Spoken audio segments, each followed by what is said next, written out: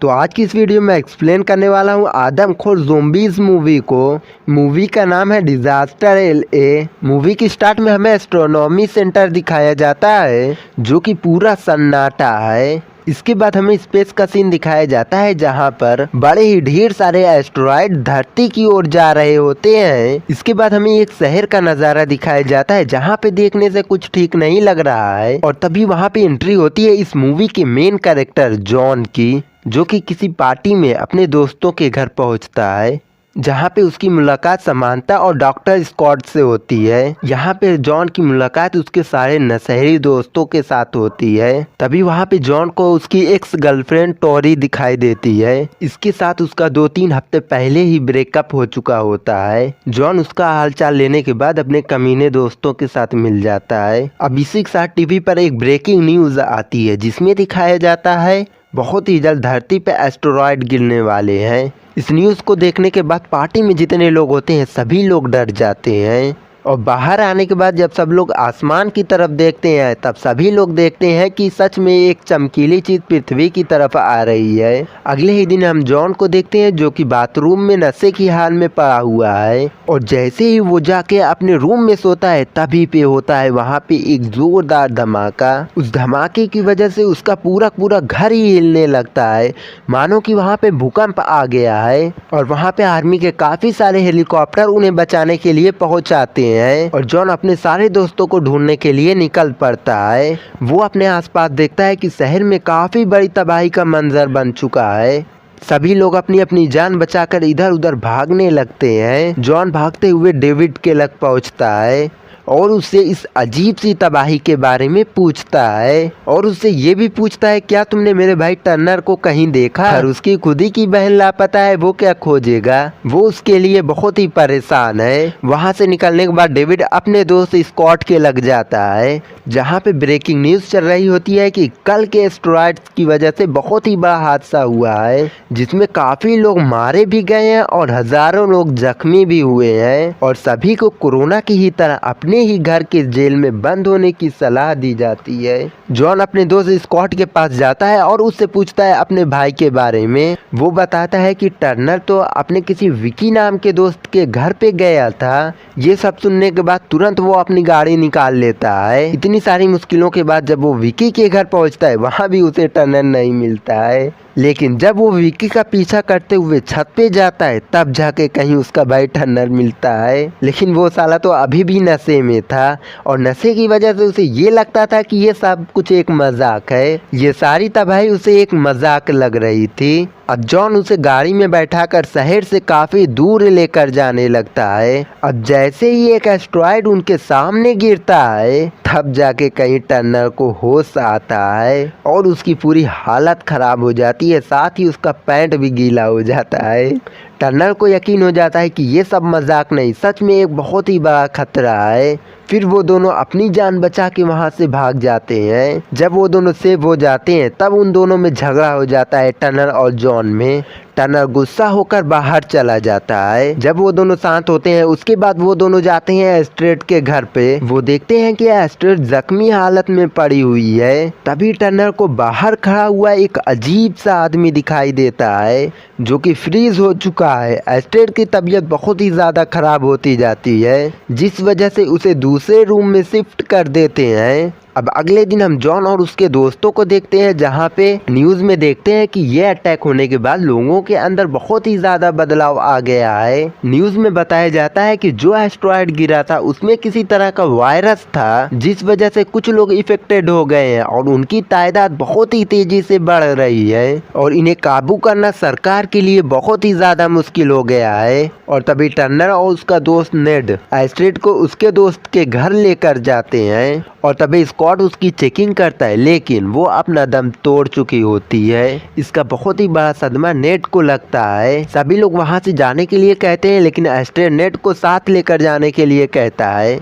जिसपे सभी लोग उसे मना कर देते हैं और कहते हैं कि एस्ट्रेड इन्फेक्टेड हो चुकी है, इससे पहले कि कुछ अनहोनी हो जाए हमें यहाँ से निकल जाना चाहिए। और तभी ये लोग जो देखते हैं पूरी तरह से शॉक हो जाते हैं। एस्ट्रेड दोबारा से उठकर ग्रुप में से एक लड़की को काट लेती है जिसकी वजह से वो वहीं पे दम तोड़ देती है। और यही नहीं, वो अपने बॉयफ्रेंड नेड के ऊपर भी हमला करती है और इस वजह से बड़ी ही मुश्किल से उसे लोग एक रूम में बंद कर देते हैं। अब इससे पहले इनके ऊपर कोई और आके हमला करे, ये लोग वहां से रफू चक्कर होकर निकल जाते हैं। किसी सेफ जगह पे जाने लगते हैं वो लोग वो लोग किसी सेफ जगह पे जाके अपने लिए गाड़ियों का इंतजाम करते हैं, लेकिन तभी वहाँ पे एडम की नाक में से खून निकलने लगता है। अब यहाँ पे ये सभी लोग छानबीन कर रहे होते हैं, तभी स्कॉट अपने दोस्त रैगी के घर में जाता है। यहाँ पे उसे एक कार की चाबी मिलती है, लेकिन तभी वहाँ पे उसे एक अजीब सी आवाज आती है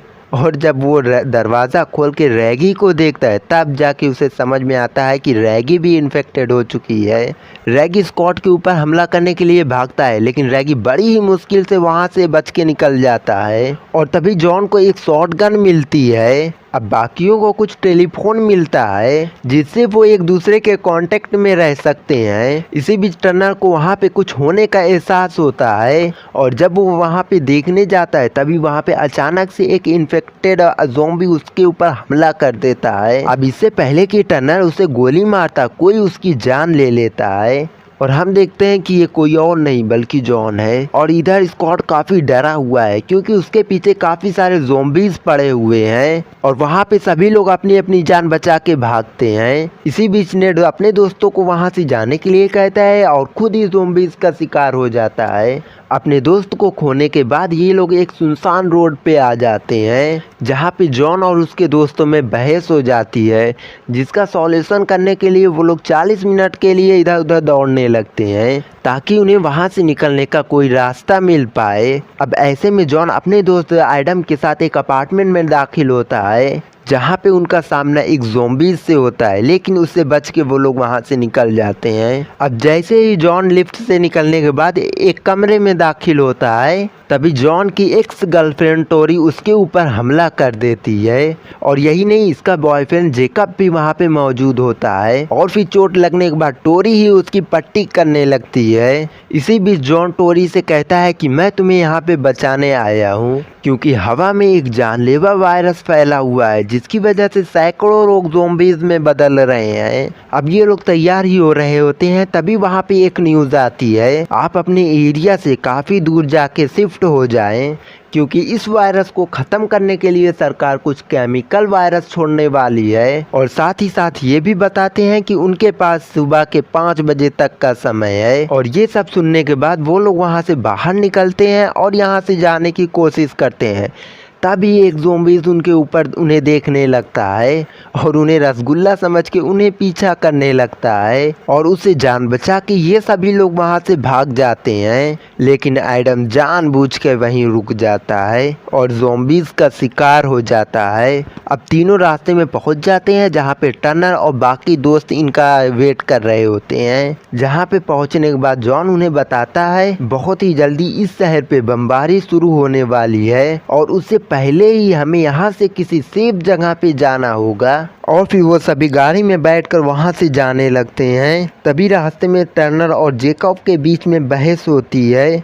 एक्चुअली जेकब बड़े बाप की औलाद है और इसी वजह से वो बड़ी बड़ी बातें किए जा रहा होता है जो कि मेरे साथ ही और किसी को भी पसंद नहीं आ रही होती है। जैसे ही वो लोग एक ब्रिज के पास पहुंचते हैं वहां पे उन्हें एक इन्फेक्टेड वूमेन मिलती है और उसके पीछे से ही एक आदमी उन पे गन तान देता है और उन्हें गाड़ी से बाहर आने के लिए कहता है, पर ये सभी उसकी बातें नहीं मानते हैं और तभी वो गाड़ी पे फायरिंग कर देता है और ये लोग भी उसके ऊपर चढ़ा देते हैं गाड़ी, बट उसकी चलाई हुई गोलियां स्कॉट को घायल कर देती हैं और वो वहीं पे मारा जाता है। और इसी के बीच में होता है सबसे बड़ा धोखा जहाँ पे जेकब उनकी कार लेकर भाग जाता है। अब ये तीनों जाते जाते एक जगह पे रुक जाते हैं जहाँ पे टर्नर को अपनी गलती के ऊपर बहुत ही पछतावा होता है, जिसपे उसे सहारा देते हुए उसका बड़ा भाई बोलता है सब ठीक हो जाएगा मेरे भाई, भरोसा रखो। और तभी वो लोग वहाँ से जाते हैं और तभी वहाँ पे उन्हें वही कार दिखाई देती है जो कि जेकब लेकर भाग गया था और वो देखते हैं कि जेकब वहाँ पे जख्मी हालत में पड़ा हुआ है,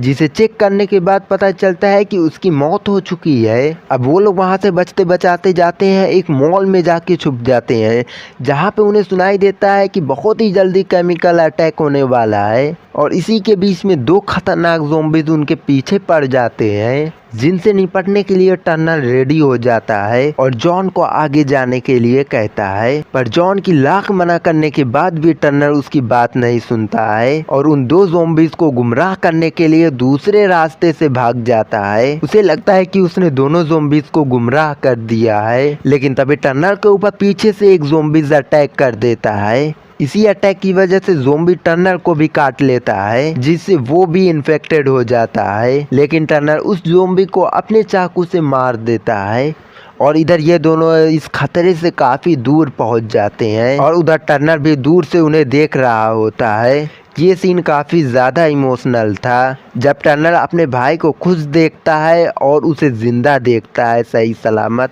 ये देखकर वो काफ़ी ज़्यादा खुश होता है। इसके बाद उन सारे दोस्तों की लाश दिखाई जाती है जिन्होंने अपनी जान दे दी अपने दोस्तों की जान बचाने के लिए, और वो लोग एक टापू पे पहुंच जाते हैं जहां पे हम लोग देखते हैं कि गवर्नमेंट के सारे हेलीकॉप्टर अटैक करने के लिए निकल चुके हैं। और इसी के साथ ये मूवी यहीं पे एंड हो जाती है। और अगर मूवी पसंद आए तो वीडियो को लाइक कर देना और चैनल को सब्सक्राइब कर लेना, और ऐसे ही और भी मूवीज की एक्सप्लेनेशन के लिए हमारे चैनल को सब्सक्राइब कर लेना। और अगर आपके भी दिमाग में कोई भी मूवी है तो नाम बता देना, मैं एक्सप्लेन करने की पूरी कोशिश करूंगा।